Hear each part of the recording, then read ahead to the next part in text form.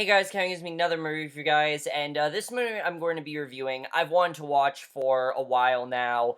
I remember the trailer came out, and I really was not that impressed by it. I really wasn't. I thought this movie looked very pretentious, and I thought this movie looked really silly, and I really didn't know what this movie was going to be, but I started to hear really good things about it, and that movie is Youth.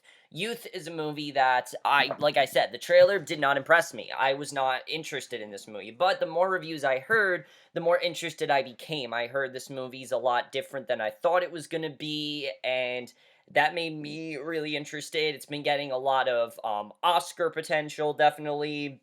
With Jane Fonda being nominated for Best Supporting Actress and such.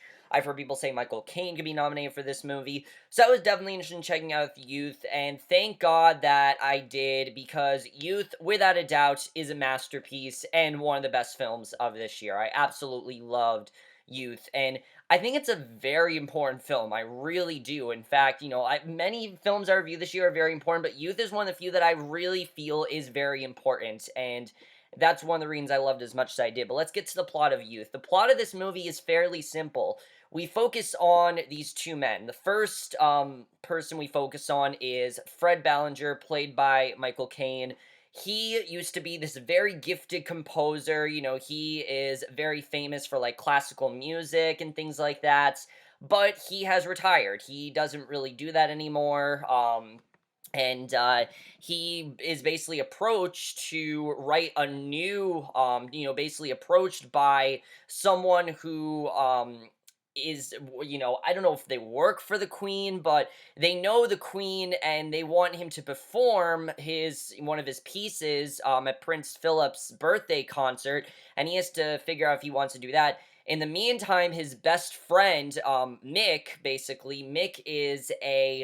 um, is a very famous screenwriter, and he's trying to write one last great film before he dies, because he knows that he's going to die very soon. He wants to write one last great film, and plans on having this big star, this big, but kind of like, again, she's also fading away, Brenda Morrill star in it, and basically these two decide to go to a spa for a weekend because of something that happened with his daughter, just to kind of relax and figure out what they're really going to do with their lives. And that basically is the plot of Youth. And this movie is amazing. It really is. It's an incredible film. And there are so many things that I loved about this movie, and so many things that I was so impressed by with this film.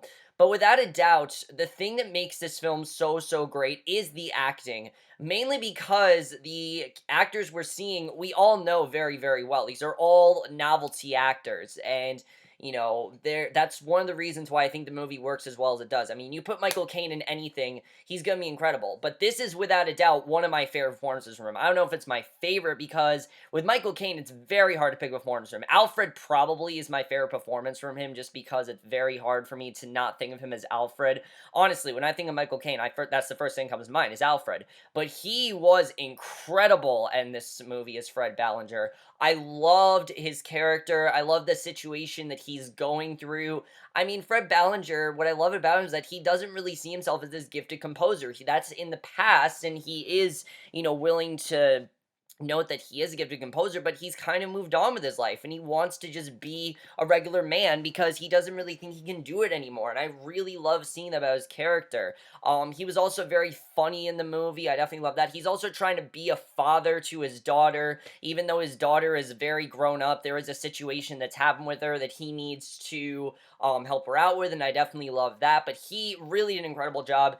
I honestly think he could be nominated. I don't know if he necessarily needs to be nominated. He's not one of my favorite performances of the year or anything. I think he definitely did a very good job in this movie. And there's also a great twist with his wife that we find out. There's a big reason why he doesn't want to compose this piece, and the reason why is incredible, and I don't want to give it away because it's one of the most heartbreaking things I've seen all year, honestly. When we find out why he doesn't want to, it's heartbreaking, but he really just nailed all of the emotion very well in this movie, gave one of the best performances of his career, and I definitely think he should get nominated for an Oscar. I don't know if he should win, but he should definitely be nominated. Harvey Keitel, I thought, was just as great, though, as Mick, because the situation that Mick is going through, Mick is the complete opposite of Fred. He doesn't doesn't think that he has any problems with writing this movie. He thinks that he has one last great film in him, and I definitely really love that about his character. The way that these two bond is very interesting, and the relationship that they have, I really love. You can tell that these are two friends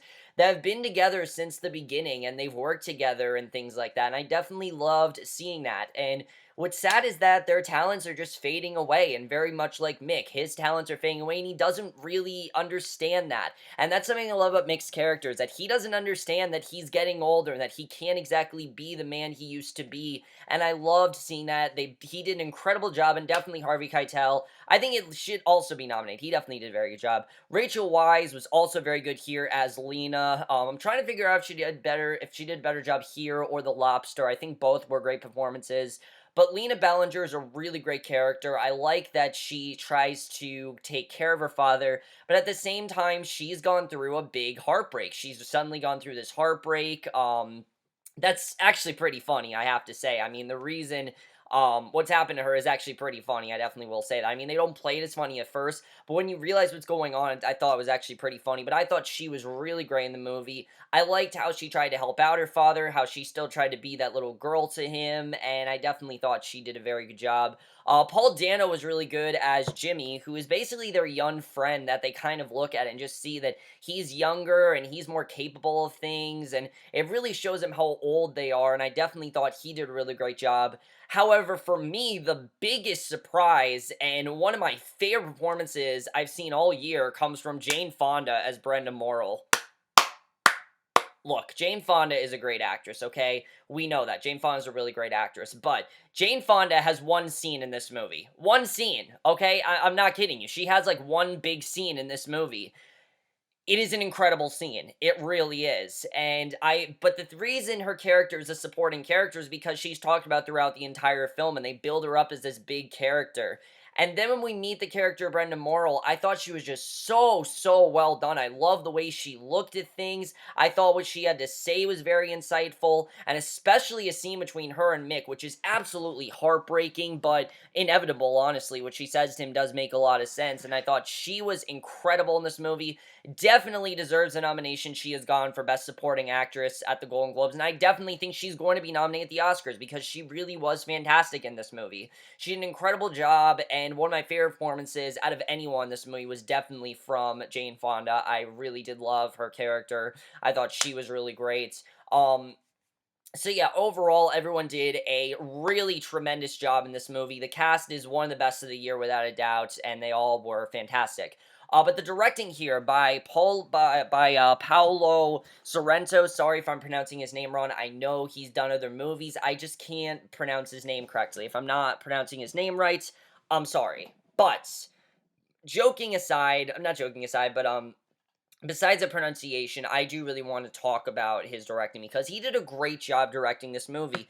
He showed why this is important. He showed, why we need to, tell this story, and I think just the way he directed was very well done. At first, the movie is quite humorous. In fact, these two men, there's some very funny banter between them. But the heart is really what makes this movie. Just all of the messages in this film just worked out really, really well. His directing was really great here. He also wrote the screenplay of this movie, which is without a doubt one of my favorite of the year. I thought the screenplay was really sharp, very witty, but also very, very insightful because the movie's called Youth for a reason. These men are trying to stay young when they're getting older, and that's why it's really sad, is the fact that they're trying to stay young. And the movie really has a lot to say about the past and how we can't live in the past and how we need to accept the future, and that someday we get old and we just can't do the things we used to do anymore. It's very heartbreaking, but the movie portrayed in a very honest way, and it is a great message for many people to see. I mean, yeah,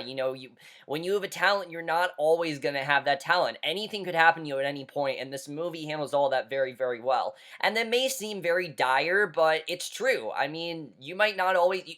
Let me give you an example. You could be a amazing, like, basketball player, for example. You could be an amazing basketball player, you're making tons of baskets, and, you're in the, whatever the NBA, or in the NBA, everyone thinks you're an incredible basketball player, and then one day tragedy strikes, you have an injury, you can't play basketball anymore. That's very much like youth, very much like that. I know that was a very strange analogy, especially coming from me who doesn't really like sports nor watches them. I don't know where that analogy came from, but just trying to get you guys to explain it a little bit more and show you why it's important. That's very much what youth is trying to say, in the sense that youth is all about how you may be good at something at one point, but you're not going to be great at that thing forever. And they really did that very, very well here. I really love that. Also, the fact that this is taking place at a spa made for some very comedic moments. I definitely really like that. Of course, the thumbnail, them staring at the young woman is not really what this movie is. In fact, I think that's a pretty stupid poster. I don't know why that's the poster of this movie. I think it's just supposed to show that they're still trying to be young. They're still trying to have that young man in them, and I like seeing that in this movie. And, you know, personality wise, they haven't really gotten old at all. I mean, Michael Caine definitely, but Harvey Keitel really hasn't. He still feels like a young gentleman, and just like Paul Dano is, and I definitely like seeing that.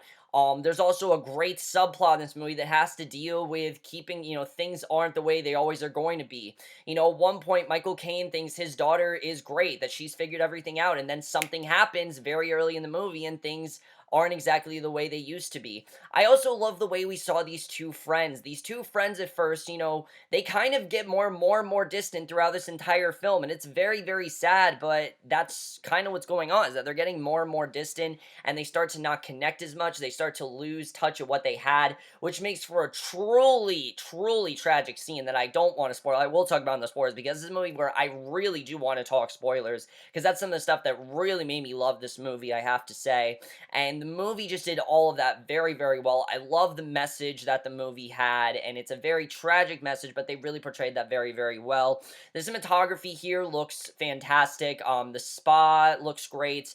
But I also love how much we reminisce on like theater and things like that.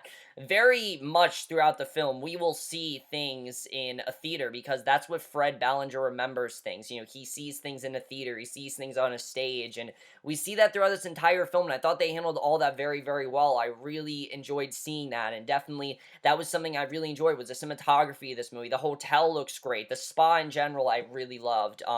Some of the guests even I thought were very interesting. Some of the guests, I forgot to say, are very interesting characters, and they're going through the same thing that Harvey Keitel and that Fred and Mick are going through. There's this really fat person, for example. I'm gonna say fat because, yeah, he's fat. He definitely is on the fat side.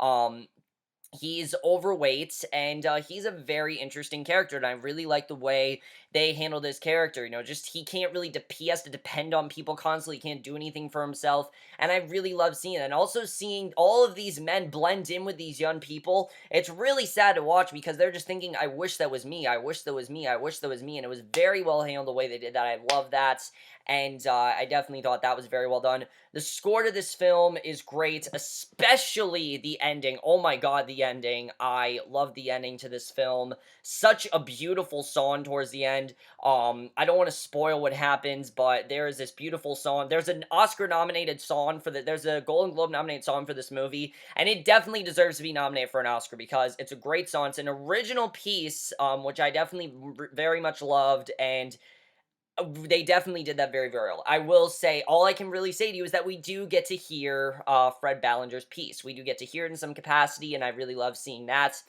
I also loved seeing them just reminiscing on their past, seeing them, for example, we saw the scene in the trailer where Fred Ballinger, there's a kid that's playing his piece, and he realizes that how famous he is, and how to everyone else he's this big legendary composer, when to himself he's really not that way. He just sees himself as a regular guy, and that's something I really love seeing, that celebrities don't necessarily see themselves as celebrities. They really did that really well, and I really appreciate that. The editing to this film is so great. The movie is over 2 hours, but it flies by. I was into it the whole time. There was not one scene that I wasn't into, and I really loved everything about the film. But now I really want to talk spoilers, because Honestly, I wasn't going to, but this is a movie where in order for me to talk about what I love the most in this movie and what I think they handled the best and the things that really worked for me and the things that made me really love this movie as much as I did, I just have to talk spoilers. So if you guys have not seen Youth, do not watch the rest of this review. This is definitely giving me a movie that's on my top 10 list. I don't know where it's going to be. Damn, is that going to be a hard list to make because I'm seeing more and more movies that I love so much, and I want to keep them all on my list. And it's going to be a very hard list to make. We'll cross that bridge when we get there, but I'm just telling you guys right now that top 10 list is going to be very hard to make, which will be going up tomorrow definitely. But let's just get into it. It's the first thing I want to talk about, and the first thing that really made me like, holy shit, this is a great movie, is first of all what happened to Rachel Weisz's character. I thought the situation she was going through was really interesting, Lena Ballinger, because she seemed like someone that had her life sorted out, that she was completely fine, and Fred thought that too, but then we realized that her and Julian, Mick's son, were together, and Julian has now left her for a singer, Paloma Faith, which is pretty funny, I will definitely say that, but it also is really sad because Fred and Mick are best friends, and you realize that they're best friends because his daughter was married to his son, and I found that to be very interesting, and the way they try to get these two to make amends, it's just not going to happen, and I like that they never made amends in the film because he just doesn't see her that way anymore. Julian doesn't love her anymore. It's very sad, but I like that Lena just tries to get over it. She gets over it, she doesn't dwell on it, and she needs to move on. And that's a lot of what this movie's about. A lot of it is about moving on, and Fred has definitely done that, especially when we find out why Fred doesn't want to write simple songs. And I loved finding out why. Because the whole movie, you can tell, there's more of a reason, you know, it's not just because he's getting older, there has to be a deep reason as to why he's not interested, and then when we realize that he can't do it because his wife can't sing the soprano part anymore because she just can't sing anymore, really goes with the letting go and moving on part of this movie. You know, his wife, we realize, used to be this very gifted composer, and they used to do everything together. They used to write songs together, and he would compose them and she would sing them, and now she's gotten older, she's crazy, you know, in the scene where we see her in the film, we don't even know if she's listening to him, if she can understand what he's saying, and that's what's so sad about it. The fact that he's saying all these things to her, like, I didn't want to go back, but I'm doing it for you, things like that. It's a very powerful scene. We don't even know if she's listening, though, and I really loved hearing about all that, and it really made me care about Fred a lot more, because he's clearly been through a lot. He's, you know, really wants to, I think he really does want to get back to composing, but for his wife's sake, he just can't ever think of doing that song without her, because that's how they performed it. They performed it as a duo, and he can't see himself doing it without her, and I love finding that out. But then we have this whole situation with Mick, with him thinking that Brenda's going to star, and then we realize that Brenda has no interest. She has no interest at all at starring in this movie. In fact, she even tells him, I don't want to do movies anymore. TV is what's new for me. I don't want to do movies. I think TV's just better. And she tells him that he has no future and that all of his movies suck. And I love how this makes him think every decision he's made and makes him rethink just everything. And then you have that great scene with Fred and Mick. You don't know how it's going to go. And when Mick jumped off the bridge, what I love is that this didn't necessarily affect Fred. Like, he was affected, but he had to move on. He really did. And I think Fred just realized that Mick was going to die. He knows that both of them were going to die at some point. I think Fred just realized, you know what? Mick's gone, but I need to move on because I need to perform this piece. And I love that he did perform the piece. I thought it was a great ending. One of my favorite endings of the year by far. I love that he does have visions of Mick, and I think he is definitely going to think about Mick. But I love that he wasn't necessarily upset about Mick's death. You know, he wasn't necessarily talking about it because he knew it was going to happen. He knows that they're both dying, and he knows they're not going to be alone for that much longer, which is really sad to think about. But again, that's life. You don't live forever, and the movie just really handled all that very, very well. I really appreciate that, and I really like seeing that. I thought they really handled all of that very, very well, and I really just love that message there. And I like that Lena tried to help out her father. You know, she tried to help out Fred. I was thinking that Lena was going to do the soprano part, but I like that she didn't because it just made it a lot more effective. You know, Fred realizing that he needs to perform this piece one last time. This is what they want him to do. That everyone sees him as this big composer, and he needs to give the crowd what they want. And I loved seeing that. I thought that was a fantastic ending.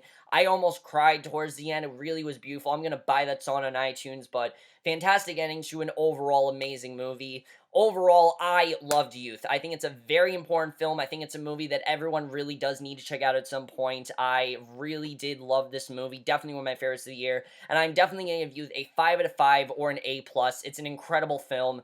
Definitely something everyone should check out. I think young people will like this movie just as much as old people because it has stuff for young people. It shows young people being lively and young, and that's what these two men are trying to do. They're trying to be lively and young, but they just can't really do it anymore because they're old. They need someone to depend on them, and it's really sad, and I like that the movie really went with that sad tone. It didn't try to go in a hopeful tone because there is hope, but in many ways they just can't really do the things they can do anymore, and I really love the way the movie handled that. But overall, guys, that's my review of Youth. Hope you guys enjoyed. Notice, guys, saw if you have seen it. I really did love this movie. We'll see you guys in my next video, which will be for the final movie review of 2015. The next movie review or do is gonna be my last review, and then I will get my top 10 list up. Tomorrow is gonna be a pretty crazy day. I'm gonna do my last movie review, then I'm probably gonna do my top 10 list, and then I'm probably gonna do my movie preview with Moosies. He used to be the kid of awesome, now he's called Moosies. So you guys will see those 3 videos coming up tomorrow. Let me know if you guys saw this movie, have seen it. We'll see you guys in the next video, which will be for the final review 2015, and we'll see you guys for that. Okay, bye.